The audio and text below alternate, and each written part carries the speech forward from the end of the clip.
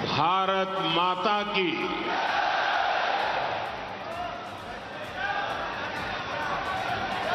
गुजरात के लोकप्रिय मुख्यमंत्री श्रीमान भूपेंद्र भाई पटेल, उपमुख्यमंत्री हर्ष सांघवी जी, केंद्रीय मंत्री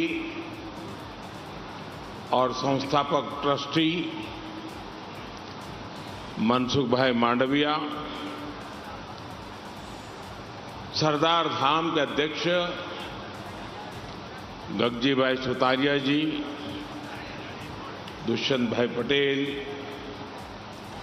पंकज भाई पटेल, राज्य भाजपा अध्यक्ष भाई जगदीश विश्वकर्मा, मंच पर उपस्थित गुजरात सरकार के सभी मंत्री, सभी दाताश्री, ट्रस्टी श्री, अन्य महानुभाव और गुजरात के कोने कोने से आए हुए मेरे प्यारे भाइयों और बहनों,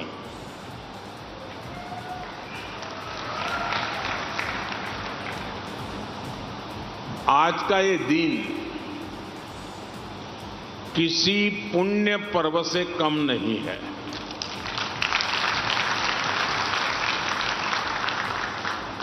यहां आने से पहले मैं सोमनाथ मंदिर में था। सोमनाथ मंदिर की प्राण प्रतिष्ठा के 75 वर्ष पूर्ण हुए हैं। सोमनाथ मंदिर की पुनर्स्थापना, ये सपना सरदार पटेल के संकल्प से ही पूरा हुआ था।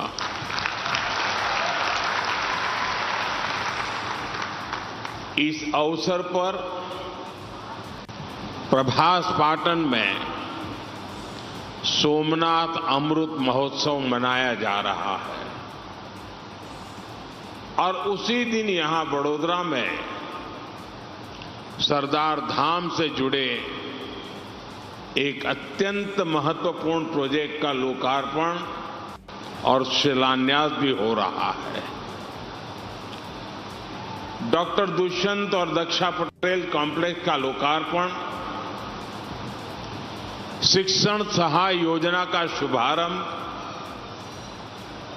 नई परियोजनाओं का भूमि पूजन, ये सभी कार्य भविष्य में राष्ट्र निर्माण के प्रभावी प्रकल्प साबित होंगे।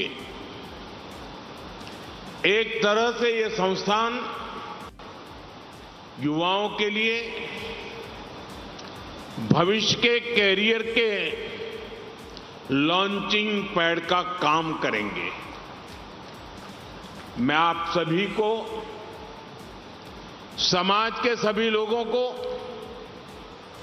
इस पुण्य कार्य के लिए बहुत बहुत बधाई देता हूं। साथियों, आज आपके बीच आया हूं तो एक और बात की खुशी है। बंगाल,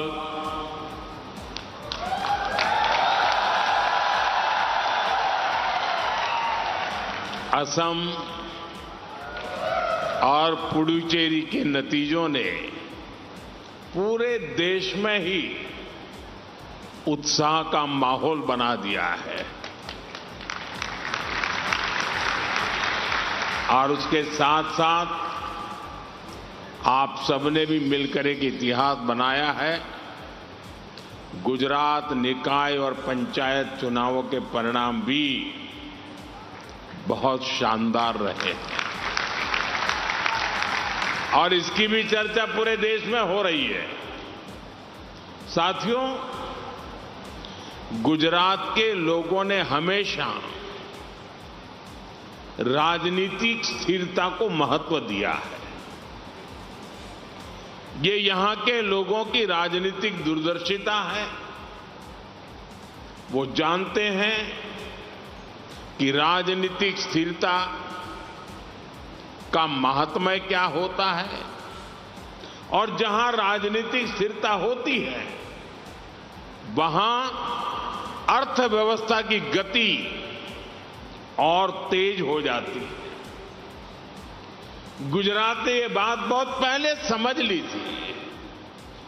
उसके परिणाम आज हमें गुजरात की ग्रोथ में भी दिख रहे हैं और एक के बाद एक चुनावी नतीजों में भी दिख रहे हैं।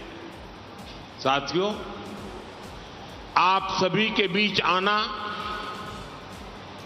आपके कार्यक्रमों का हिस्सा बनना मेरे लिए हमेशा ही बहुत सुखद होता है और लगता है घर में आया हूं।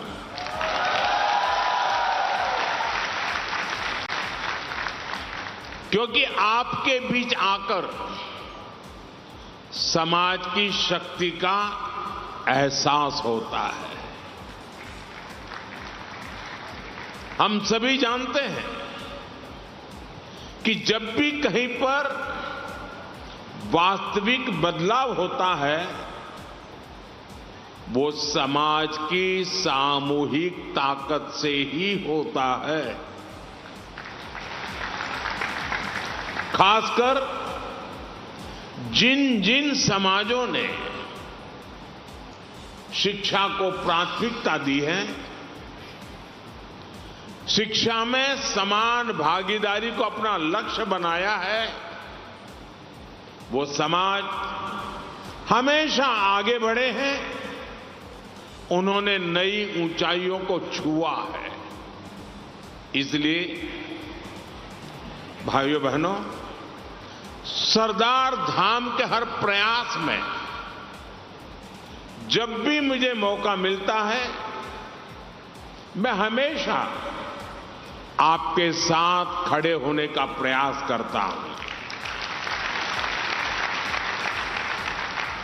अभी गगजी भाई बड़े विस्तार से बता रहे थे, साल 2021 में मैं सरदार धाम अहमदाबाद के कार्यक्रम में आया था। तब गर्ल्स हॉस्टल का भूमि पूजन हुआ था। पिछले वर्ष उसका लोकार्पण भी हो गया। आज वहां हजारों बेटियां शिक्षा प्राप्त कर रही हैं, अपने सपनों को नई दिशा दे रही है। सूरत, राजकोट, भूज, महसाणा और दिल्ली, सरदार धाम के ऐसे कई संस्थान युवाओं का भविष्य गढ़ने में जुटे हैं। आज भी अहमदाबाद के निकोल में 1000 बेटियों के लिए नए छात्रावास का भूमि पूजन हुआ है। साथियों, बदलाव व्यापक हो और परिणाम स्थायी हो, इसके लिए समाज और सरकार को मिलकर काम करना आवश्यक होता है।